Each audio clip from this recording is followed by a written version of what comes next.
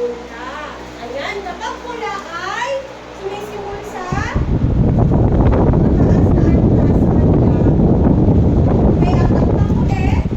Tungkol sa sinaunang damit pantaas ng mga kalalakihan. yes, princess.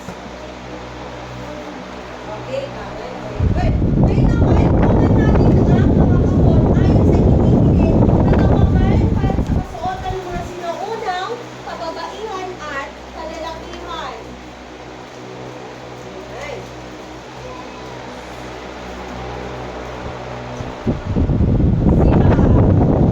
Sino ang gustong sulit na tinahanan ng iba't ibang pangkat ng mga unang tao? Diyan po sila naninirahan noon. Yan.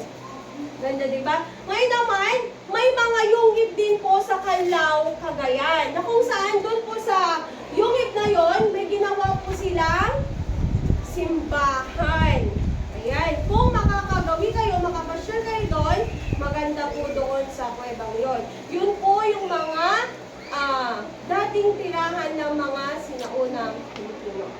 Ngayon naman, dumako tayo sa pangalawang parte ng ating lesson. Estilo at istruktura ng sinaunang tirahan ng mga Pilipino. Okay, ano pong nakikita natin dito? Ito ay silungan. Noon po, kuweba po ang kanilang tirahan. Ngayon po, may mga tao po na lumikas at nanirahan sa silungan. Ito po ang kanilang ginawa. Ayan. Nakikita po ba?